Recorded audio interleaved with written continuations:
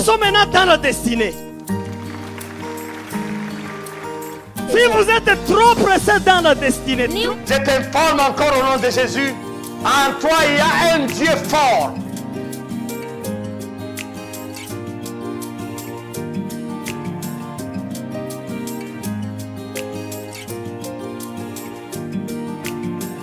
Bonjour bien-aimés, soyez le bienvenu encore pour la séance de partage de la parole de Dieu. Nous le remercions abondamment pour cette opportunité qui nous est encore offerte. Soyez nombreux et toujours appuyez, abonnement, appuyez, j'aime, like.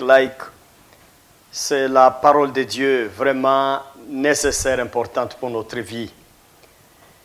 Nous allons maintenant procéder et je commence par la prière.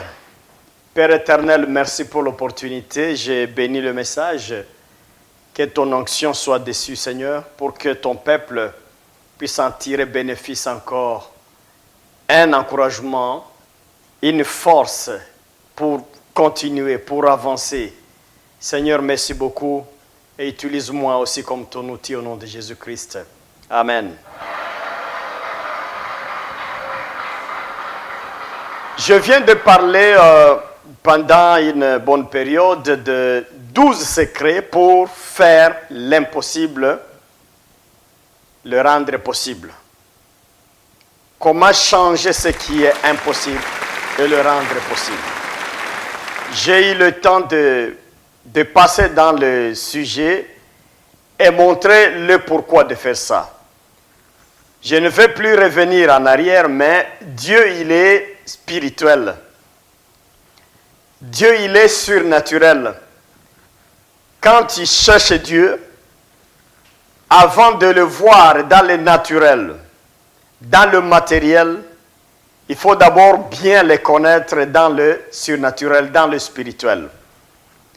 Notre vie aussi dépend du surnaturel. Peut-être à 90%, j'ai essayé de démontrer ça. Même plus que ça même. C'est quelques portions de pourcentage vital qui dépendent de nous-mêmes, de notre intelligence et de notre capacité, de notre réflexion, de notre démarche. Mais la vie entière, la vie humaine, le surnaturel l'englobe à 90% plus. Donc, il faut toujours s'approprier ça, être fort, être capable de changer le surnaturel. Donc, d'amener ça dans la vie naturelle. L'impossible, possible. Que Dieu nous bénisse. Je voulais immédiatement poursuivre les prédications par un sujet que j'ai dit ceci, j'appelle ceci, j'intitule ça comme suit. Cesse de demander des petites choses à Dieu. J'en ai touché la fois antérieure. Avant la séance de la fois antérieure, je l'avais encore touché. Il ne fallait pas, mon frère, ma soeur, écoutez, il ne fallait pas passer le temps à demander Dieu de petites choses. La plupart des cas, les petites choses émanent de notre compétence. Pour t'aider à comprendre ça, il faut demander à Dieu ce que l'homme ne peut pas faire. Mais tout ce qui est au pouvoir de l'homme, cherche l'homme. Cherche toi-même, toi-même, pour y aller. Sinon, ce que tu peux faire, mais tu demandes à Dieu de le faire à ta place, voilà la cause des problèmes que tu as avec ton Dieu chaque fois. Tu demandes à Dieu de te rendre un service que tu peux toi-même te rendre. Tu demandes à Dieu de te donner ce que tu peux toi-même te servir. Voilà pourquoi j'intitule la prédication, je dis, cesse maintenant de demander des petites choses à Dieu. Je vais t'inviter à la lecture de la parole de Dieu. Je prends juste quelques versets. Je suis en 2 Chroniques, chapitre 1er, le verset 5 à 11. Je m'en vais vite. 2 Chroniques, chapitre 1er, verset 5 à 11. La parole de Dieu nous dit ceci. Nous lisons.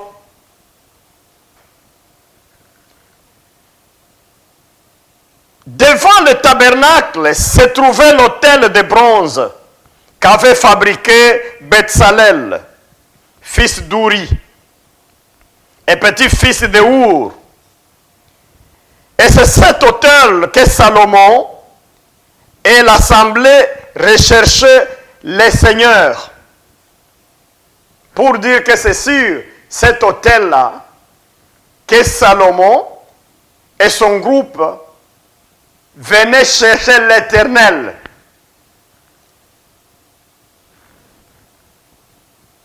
Le roi se rendit à l'autel de bronze devant l'Éternel, à la tente de rencontre, et il offrit 1000 holocaustes. Salomon reçoit de Dieu la sagesse et la promesse de richesse et de gloire. Cette nuit-là, Dieu apparut à Salomon et lui dit, « Demande ce que tu désires, je t'accorde. » Salomon répondit à Dieu, « Tu as témoigné une grande bienveillance à mon père David, et tu m'as fait régner à sa place. Maintenant, Éternel Dieu, veuille tenir la promesse que tu as faite à mon père David, puisque tu m'as fait régner sur un peuple nombreux, comme les grains de poussière de la terre. Accorde maintenant, donc, sagesse et la connaissance nécessaire pour que je sache comment me conduire à la tête de ce peuple. Car qui pourrait gouverner ton peuple qui est si grand? » Alors Dieu dit à Salomon, « Puisque c'est là le désir de ton cœur, et que tu ne demandes ni richesse, ni trésor, ni gloire, ni la mort de tes ennemis, que tu ne demandes même pas une longue vie, mais que tu demandes la sagesse et la connaissance nécessaire pour gouverner mon peuple, sur lequel je t'ai fait régner, eh bien, je t'accorde la sagesse et la connaissance, et de surcroît des richesses, des trésors, et la gloire, comme n'en a jamais eu aucun roi avant toi, et comme n'en aura aucun après toi. »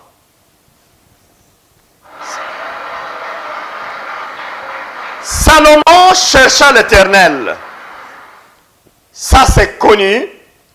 Même toi, mon frère, je sais que tu cherches l'Éternel. Salomon chercha l'Éternel. Je sais que ma soeur, tu cherches l'Éternel. Je ne peux pas douter de ça. Et si tu ne le cherches pas, retiens ceci. Tu ne pourras rien avoir de Dieu si tu ne le trouves pas.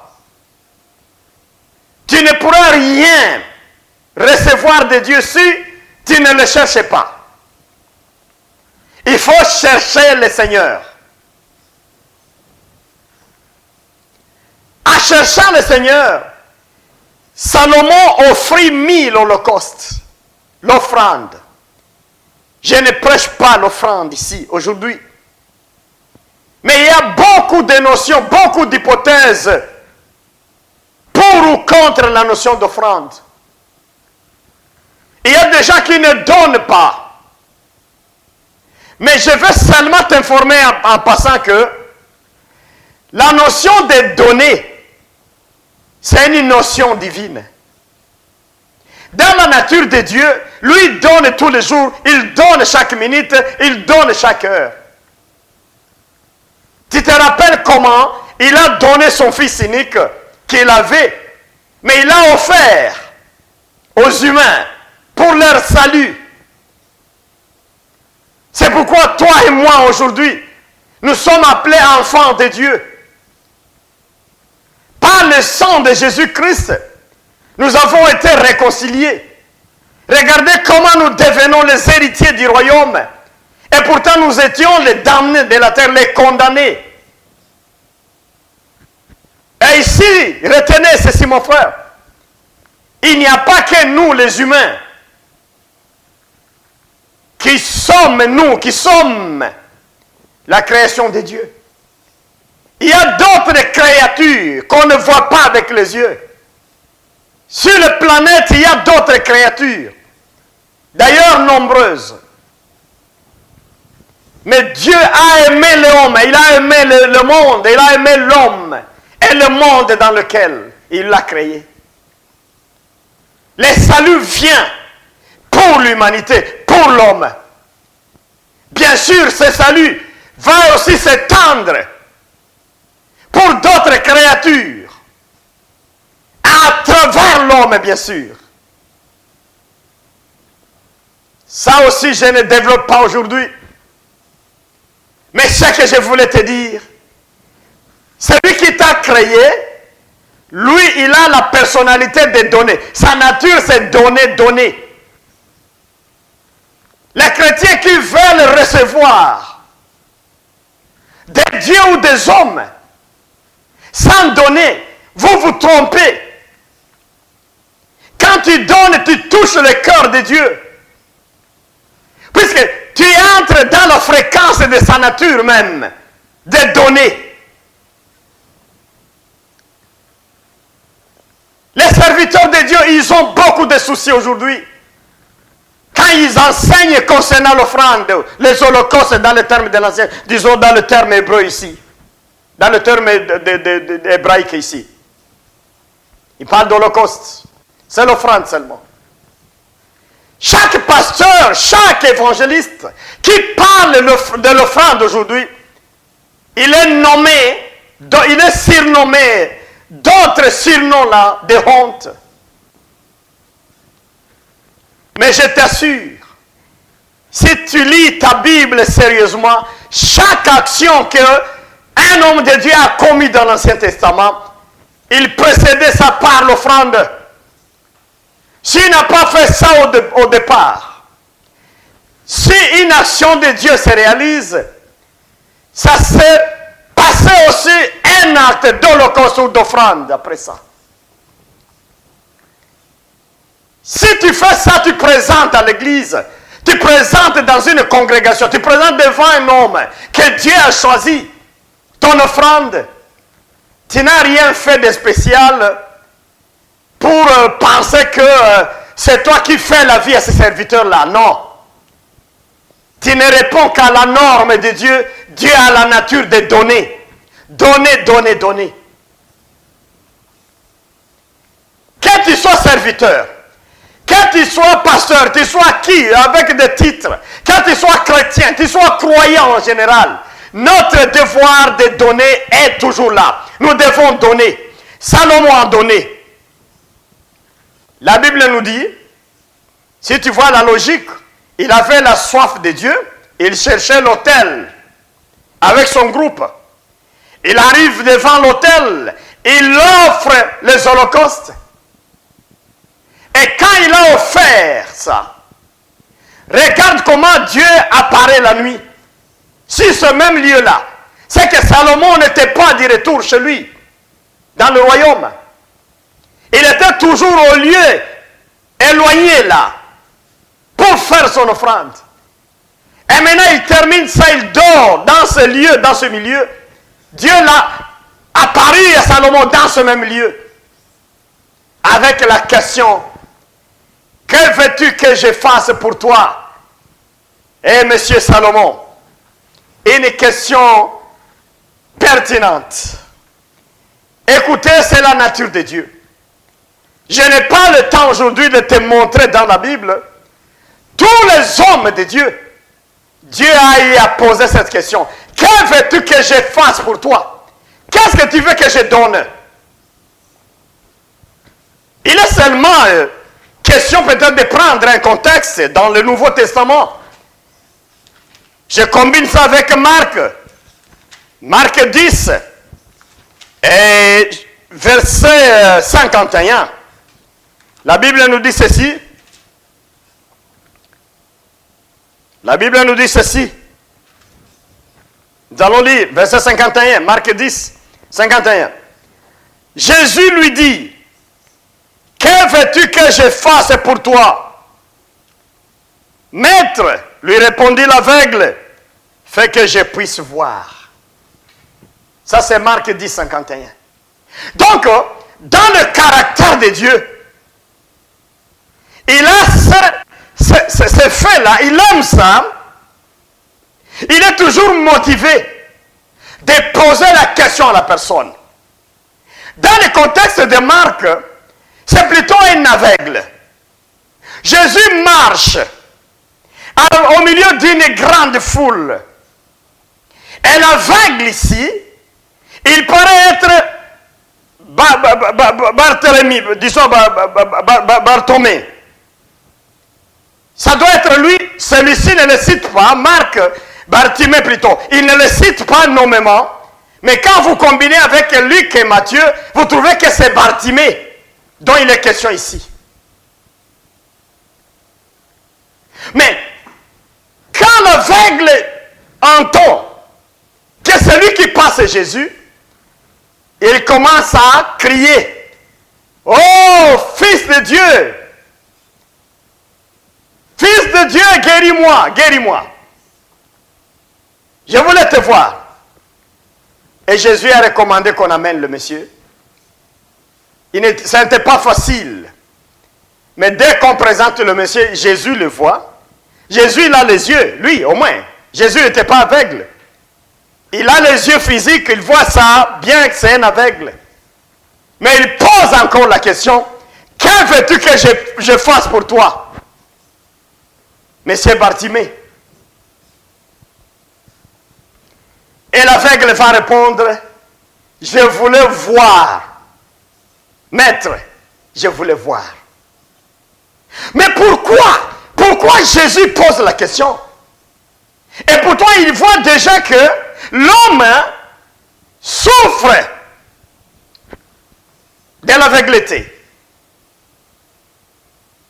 Pourquoi il pose la question? Et pourtant, il voit déjà le problème autour de cet homme ici. Ça entre dans sa nature. Ça entre dans la nature, dans la liberté de Dieu. Il te voit en difficulté, mais il te pose la question, que veux-tu que je fasse pour toi? C'est une question théologique très importante. Jésus veut ressusciter le projet de cet homme. Jésus veut réveiller le plan d'action de cet homme. Écoutez, mon frère, ma soeur, ta prière ne sera jamais exaucée lorsque ton intuition n'explique pas ton projet. Ton intuition, tes instincts n'expliquent pas le projet de vie, le plan que tu as. Les grands désirs qui animent ta vie.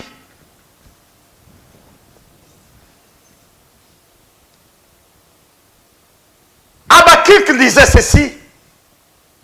Ta vision que tu as, va l'exposer, va l'écrire là où tout le monde va voir. Le projet de ta vie, le plan, la stratégie majeure de ta vie, ça doit être connu par ton esprit, par ton âme et par ton corps. Dieu a posé la même question à Salomon. Jésus pose la même question à l'aveugle Bartimée.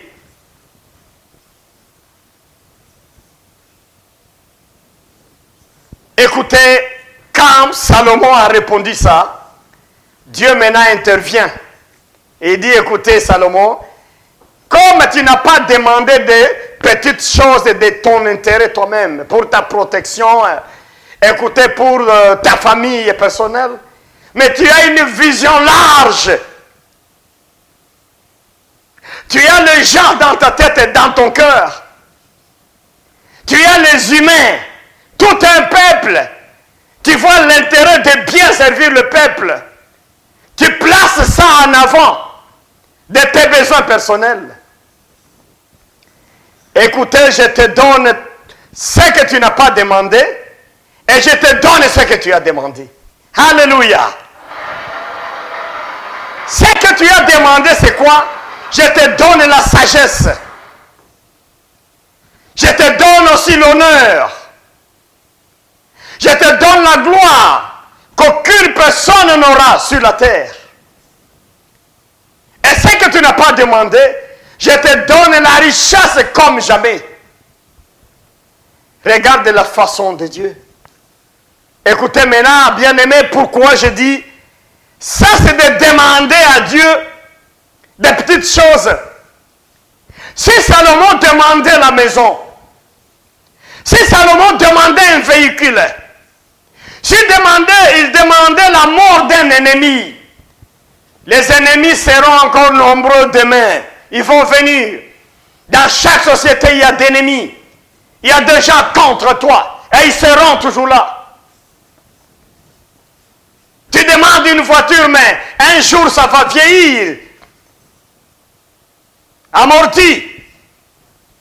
Accidenté. Ça passe. Tu demandes une maison. Juste ta maison. Avec l'ouragan, avec des vagues. Ça peut se détruire. Mais Salomon voit l'intérêt de tout le monde.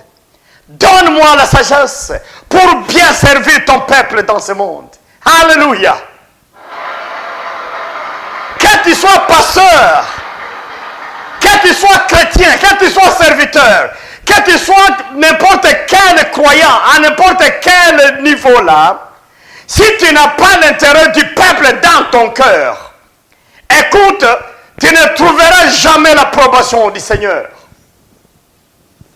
Il y a des gens qui sont égoïstes dans leur façon d'être. Je ne parle pas des politiciens, mais beaucoup de politiciens qui nous entourent sont égoïstes. Il n'a pas la vision globale. Il n'a pas la vision intégrale. Il a la vision familiale. Il a la vision personnelle. Il y a des dirigeants des églises avec des visions personnelles, familiales. Il n'a pas la vision de tout le monde, de tout le corps du Christ. Voilà la cause de la pauvreté au milieu du peuple de Dieu. Il n'y a pas beaucoup de grands riches, puisque nombreux ce sont les croyants qui pensent à eux-mêmes, à leur famille, à leur femme, à son mari, à leur mari. Ils pensent à leur famille respective. Ils n'élargissent pas la vision et voient la moisson comme la moisson est grande. Que Dieu nous aide. Je te conseille aujourd'hui, si tu veux, mon frère, ma soeur, écoutez, quand Dieu te demande et te pose cette question, donne-lui une grande vision et puis une vision impossible à l'homme de réaliser. Écoute-moi bien, ouvre ton oreille. Si tu as la chance et Dieu te pose cette question, demande-lui ce que tu sais que c'est impossible pour toi et pour les hommes. Ne demande pas de petites choses. Ça n'a pas de sens, c'est ça. Les hommes peuvent te faire les petites choses. Si tu es dans les besoins, des petites choses, demande seulement à Dieu la force et le courage et aller contacter les gens qui peuvent te faire les petites choses. Mais les grandes choses, l'impossible, demande ça à Dieu. S'il te pose la question, réponds-lui comme ça. Tu demandes une chose trop grande là, par rapport à la capacité humaine. Alléluia.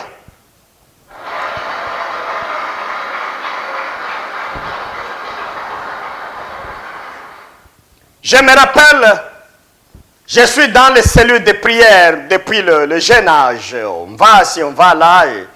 Il y a des hommes de Dieu là qui prient pour nous, qui prophétisent, qui disent des choses. Je me rappelle pendant mon adolescence, un évangéliste qui a visité notre église et qui a pris le temps, il a posé la question à tout le monde.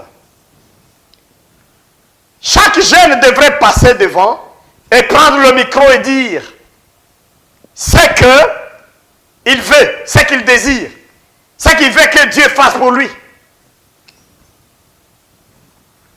Les gens passaient. Je voulais avoir une bonne femme. Je voulais acheter un champ. J'ai besoin d'acheter une vache. J'ai besoin d'acheter un véhicule. Et celui qui parlait de véhicule à ce moment-là, c'est dans des années 1981 comme ça. Celui-là, c'est qu'on pensait qu'il avait une vision impossible, ça. Un véhicule. Celle qui on parle de véhicule. Je me rappelle, j'avais répondu, j'avais dit, si Dieu peut m'aider à étudier, à avoir peut-être, là on parlait des graduats, là c'est comme les collégiales ici au Canada, on parlait des graduats, donc si je peux arriver jusqu'au 3e graduat à l'université, dans l'institution supérieure, là en tout cas je serais content, c'est que Dieu tu as fait du bien pour moi dans ma vie. Et l'homme a dit, ok, que Dieu te donne ce que tu demandes. Que Dieu te donne te fasse ce que tu demandes. Et beaucoup de projets étaient exposés. Je me rappelle un homme qui a dit ceci. Moi, si Dieu me donne une camionnette, c'est tout. En tout cas, je ne demanderai plus rien à Dieu. Ça va suffire ma vie. Ça. Je ne sais pas si cet homme est encore en vie.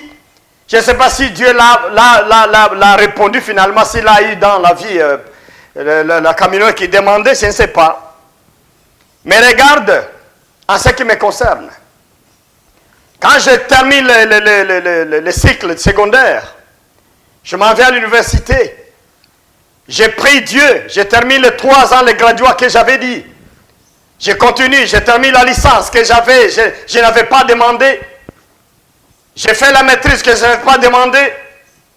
Un jour, Dieu m'apparaît, il me dit, monsieur, je t'envoie au niveau supérieur, tu vas faire une thèse. Il m'ouvre les portes de façon extraordinaire. Et là, je m'en vais en Europe pour étudier. J'ai fini mes études là. Et j'avais un nom de maintenant professeur ou docteur tel. Je reviens chez moi.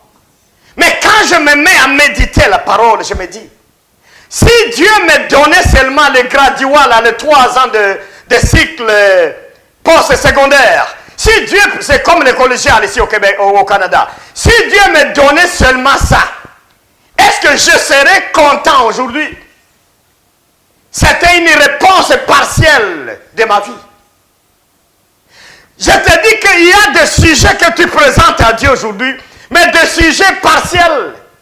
Des sujets de famine et de pauvreté, des sujets limités, des requêtes de moindres détails. Même Dieu, quand il entend ça, il dit, oh là là là là là là. Ne demande jamais de petites choses à Dieu. Quand tu as l'occasion de parler à Dieu, tu parles à un grand roi, les richichistes, le meilleur richichistes, l'unique qui existe, c'est Dieu. Qui a créé l'humanité? Il a créé le cosmos, le système solaire. Il a créé l'univers. Il a créé les êtres. Les vivants, les visibles, l'invisible. L'or et l'argent l'appartiennent. Quand tu as la chance de parler à Dieu, ne pense pas que tu es devant un homme comme toi. Tu commences à voir d'abord cet homme, le budget de sa vie, disons, la richesse qu'il a. Pour dire si je demande ça, peut-être il va en avoir ou ça, il ne peut pas. Non, tu demandes à quelqu'un qui a des richesses inimaginables. Quand tu présentes un projet à Dieu, aie l'habitude de demander les grandes choses. C'est pourquoi dans toutes mes prédications, j'ai toujours alerté mes frères croyants partout où vous êtes. Vous arrivez quelque part, là où les gens s'assemblent pour la prière, pour demander à Dieu, avec des petites requêtes. Oh, j'ai besoin de l'habit, je n'ai plus d'habit. Toi là, c'est l'aventure que tu passes. C'est l'aventure. Je te conseille d'aller demander les gens l'habit. Ou bien laisser Dieu lui-même te vêtir. Il sait le faire même si tu ne demandes pas ça. Mais quand tu as l'occasion de parler à Dieu, parle des grands projets, des projets impossibles dans ton intelligence. Alléluia. Je me rappelle d'autres textes, peut-être deux avant de terminer ma prédication de ce jour. Je t'invite en Jérémie. Jérémie, laisse-moi voir un texte qui me vient en tête là. En Jérémie. Oui. Jérémie 29, verset 11. La Bible nous dit ceci. Car moi je connais les projets que j'ai conçus à votre faveur. Je répète encore. C'est Dieu qui parle ici. Je vais revenir je paraphrase Dieu. Moi, Dieu, je connais les projets, je vais l'imiter, que j'ai conçus en votre faveur. Déclare l'Éternel, ce sont des projets de paix et non de malheur, afin de vous assurer un avenir plein d'espoir. Écoutez comment ma Bible, le traducteur Seigneur a bien traduit. Je connais moi-même les projets tracés pour vous. Ma soeur, cette parole t'appartient aujourd'hui. Mon frère, cette parole t'appartient aujourd'hui.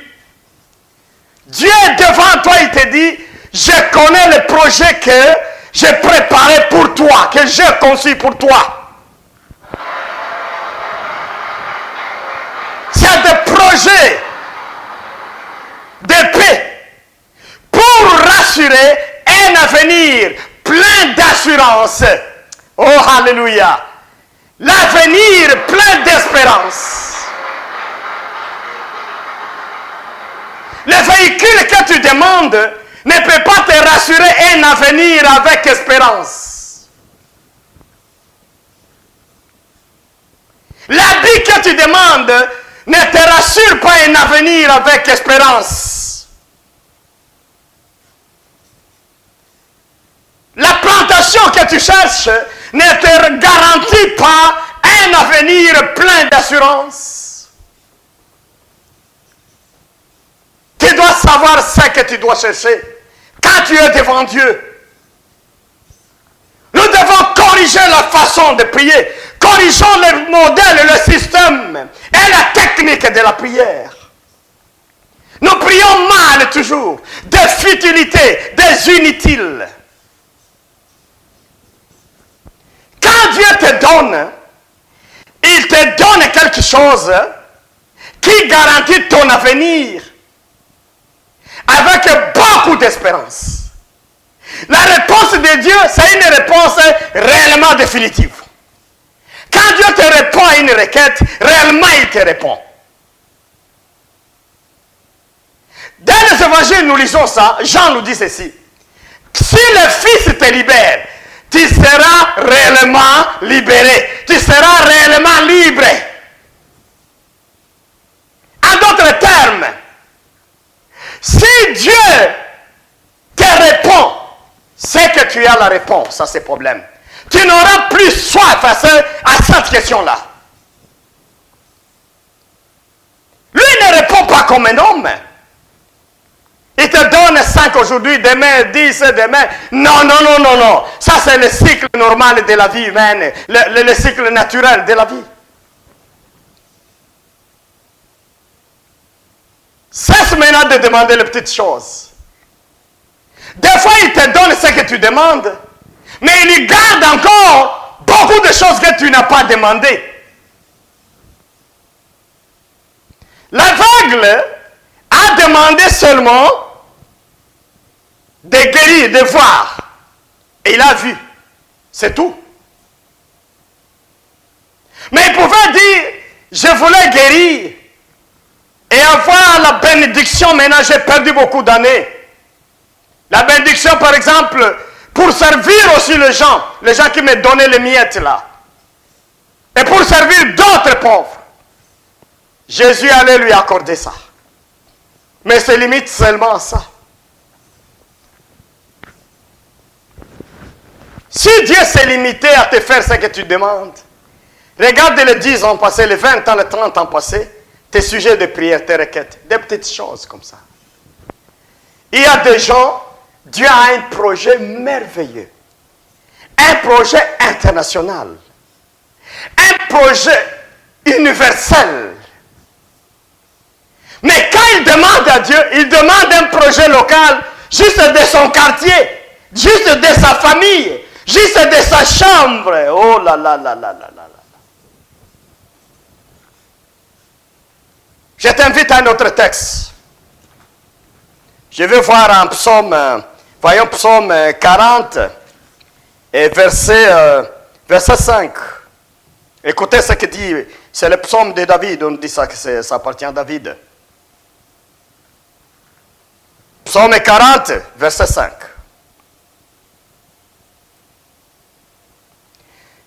Bienheureux l'homme qui fait confiance à l'Éternel et ne tourne.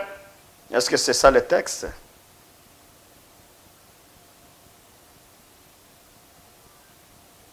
Oui, je crois que c'est le verset 6, c'est dans ma traduction, oui. Oh l'Éternel, mon Dieu, que d'œuvres merveilleuses tu as faites pour nous, et combien de projets, nul n'est semblable à toi. Je voudrais publier et redire tes merveilles, mais leur nombre est trop grand. Leur nombre est trop grand. Je lisais dans Louis II 21. Il dit, tu nous as donné plus qu'encore que ce qu'on a demandé. Je voulais énumérer ce que tu m'as donné, mais leur nombre est trop grand. C'est que David a reçu de Dieu 1100 000 fois de ce qu'il demandait. La réponse est claire. Pourquoi? Puisque Dieu, quand il te pose la question, il ne veut pas te tester seulement. Mais il a dans le jubileciaire, il a beaucoup pour toi. Maintenant, il veut savoir si tu comprends qu'il a beaucoup pour toi. Il veut vérifier si réellement tu es convaincu qu'il a beaucoup pour toi. Malheureusement, nombreux parmi nous disent quoi? Donne-moi une chose là. Et le reste là, Dieu en garde encore. Puisque tu n'es pas convaincu toi-même. Tu n'es pas sûr. Tu n'as pas la foi que Dieu a beaucoup de choses pour toi. Je t'informe encore, ayez la foi en Christ. Dieu a beaucoup de choses. Il a de grands projets. C'est ce qu'il dit en Jérémie. Les projets que j'ai pour toi, c'est des projets merveilleux. Des projets de paix qui garantissent ton avenir. Et là, on parle de projets au pluriel. On n'a pas parlé d'un projet. On parle des projets avec S à la fin.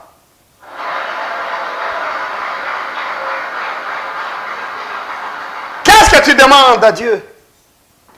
Qu'est-ce que tu demandes à Dieu? Quel est ton souci ardent? Quelle est ta soif intérieure? C'est sûr, tu y en as. Tu y en as. Je vais te demander à ce que tu élèves un peu le niveau. Monte le niveau un peu là. Monte ton niveau un peu. Arrive au niveau de demander à Dieu de grandes choses. Cette question, Dieu pose toujours ça à tous les croyants. Que tu le saches ou pas, Dieu pose cette question. Il pose ça même à ton âme. Tu dors, mais il questionne ton âme. Et il trouve que tu n'es pas encore capable. Tu ne comprends pas encore ce que tu veux. Toi-même, tu ne te comprends pas encore et tu ne comprends pas ce que tu veux. Ce dont tu as besoin, tu ne comprends pas. Tu comprends ce que tu as vu chez l'autre là. Ce que tu as admiré avec les yeux, mais tu ne comprends pas ce que tu veux réellement. Qu'est-ce que tu veux réellement dans ta vie? Écoutez, Dieu, il a des grands projets, des projets merveilleux pour toi. Pas un seul projet, il a des projets. Il veut occuper toute ta vie avec des meilleurs projets, des projets positifs, des projets qui te garantissent la paix Des projets pleins d'espérance et pour ton avenir. J'ai rencontré beaucoup de gens qui ont perdu l'espérance de l'avenir. Ils disent non, bientôt je vais à la retraite, je n'ai ni maison, je n'ai ni quoi, je n'ai rien fait. Regarde mes enfants, regarde mon mari, regarde ma femme, regarde le système économique qui est là, regarde la conjoncture de la vie. Ces gens sont déçus. Ces gens ne voient pas loin devant eux. Ils voient l'obscurité, pas de lumière. Mais c'est un signe aussi que ils ont marché eux-mêmes. Celui qui marche avec le Seigneur pas à pas, l'avenir pour lui est toujours clair.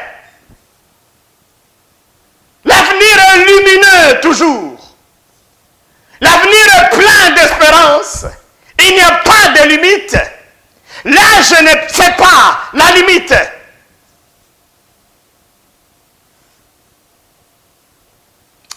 Ah, alléluia. Tu dois faire un effort de te comprendre toi-même, hein, de comprendre que Dieu a un projet. Pas un projet, des projets merveilleux, des projets de la paix, des projets qui garantissent l'avenir.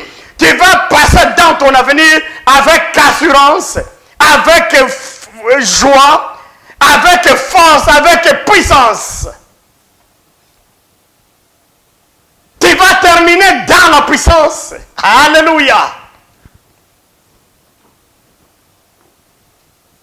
Que Dieu t'aide, mon frère. Ne sois plus quelqu'un là qui demande de petites choses et pourtant celui qui veut te donner, il a des lots comme ça, des mallettes, plein de choses. Et ces choses sont destinées à toi.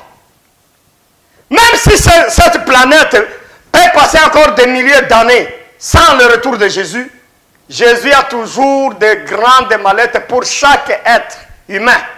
Des grandes mallettes comme ça. Des projets de paix. Dieu ne pourra jamais être dépassé. Le stock de Dieu ne pourra jamais être bloqué. Je sais que tu es quand même intellectuel, dis-moi. Il n'y a pas longtemps, je lisais un journal de recherche spatiale. J'ai entendu que il y a des objets qui tombent, c'est comme des pierres, qui quittent la planète. Ça peut quitter Mars et ça peut quitter peut-être sur la Lune et ça tombe.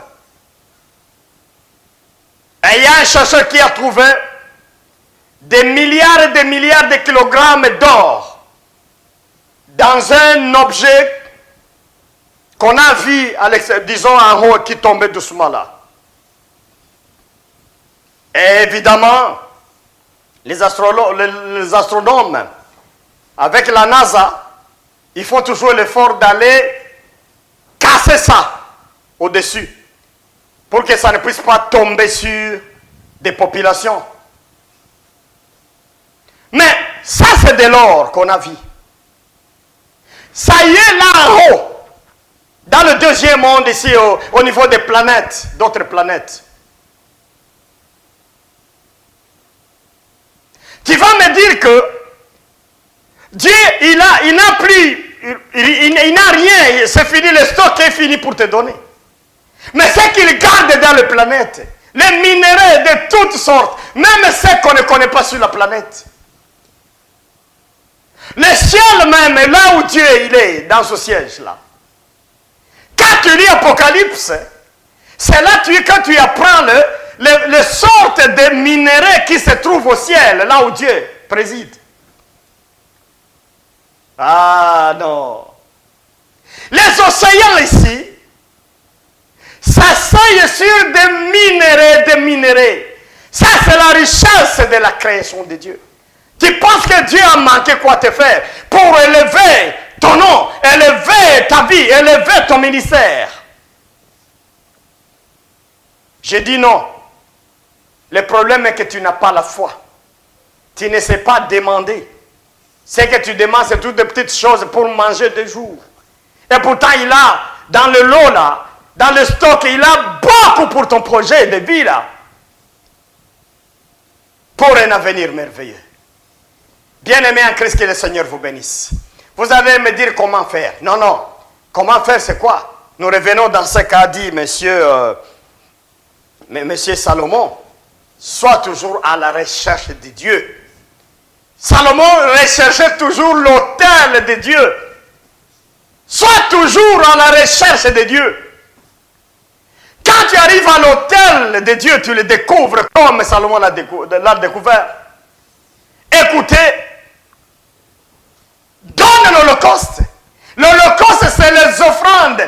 Mais l'offrande meilleure dans tout ça, c'est donner ton corps, donner ta vie entièrement. Donne ton âme à Jésus entièrement. Alléluia.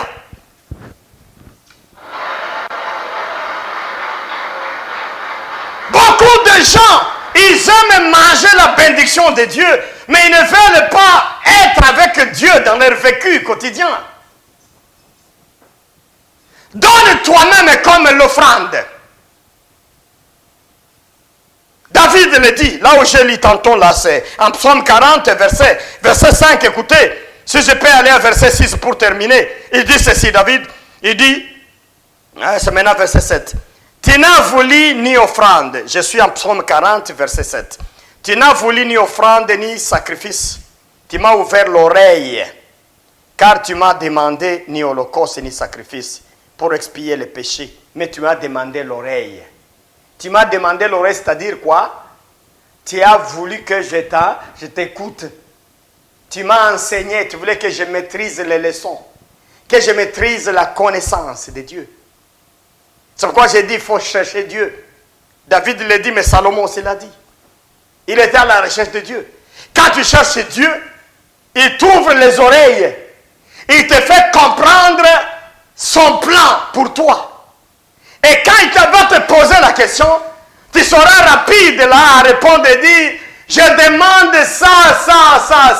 Ça dépasse l'entendement humain. Mais du moins tu demandes de grandes choses. Et celui qui est à côté de toi va dire, cet homme est trop ambitieux. Ça, c'est pas possible ça. Ce n'est pas possible pour l'homme, mais pour Dieu, cela est possible. Quand tu demandes ça en esprit avec inspiration de Dieu, si tu as été attentif à lui, comme David l'a dit, tu m'as ouvert l'oreille, eh bien, ça va se réaliser au temps de Dieu. Pas au temps que tu penses toi, mais au temps de Dieu, ça se réalise. Et en plus de ça, il va augmenter d'autres choses que tu n'as pas prévues. Mais tout ça, ça va concourir à ton bien, à un avenir plein d'espérance. Alléluia. J'espère que cette prédication t'aide à changer de paradigme, de changer un peu la façon de voir les choses de Dieu. Tu as été au bas niveau, tu demandais les petites choses là, tu demandais du lait, tu demandais du poisson, mais quand tu as grandi dans la foi, demande de grandes choses. Je vais prier pour toi. Ô éternel Dieu, ouvre les yeux de l'Église. Ouvre les yeux des croyants. Esprit de Dieu. Esprit du Seigneur. Ouvre les yeux du peuple de Dieu dans ce monde. La plupart des gens se perdent dans des petites choses, dans les inutiles. Et tout ce qu'ils auraient, ça reste dans le plan de Dieu, dans les pensées de Dieu. Ça ne se réalise pas.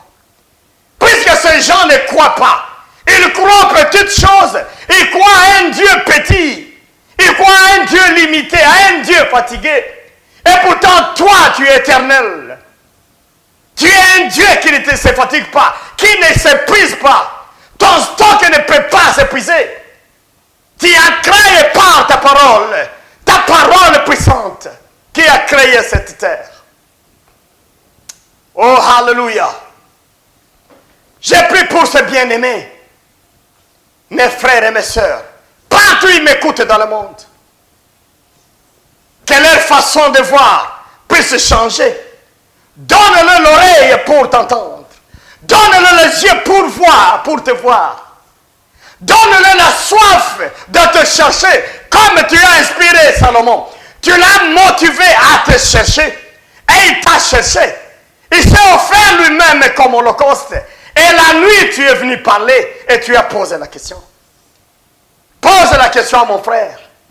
Pose la même question à ma soeur.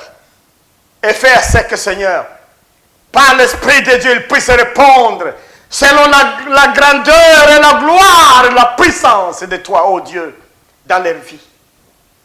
Qu'ils soient bénis, Seigneur. Ceux qui souffrent parmi eux, je proclame la guérison au nom de Jésus. Écoute, mon frère, si tu es malade là où tu es, touche là où tu souffres. Je te proclame la guérison au nom de Jésus. Je te proclame la guérison au nom de Jésus. Je te proclame la guérison au nom de Jésus-Christ. Seigneur et Sauveur. Lève-toi de ton lit, marche. Continue ta vie. Et que Dieu te fasse un avenir plein d'espérance. Dans le précieux nom de Jésus-Christ. Seigneur et Sauveur. Amen, amen, amen. Que le Seigneur vous bénisse.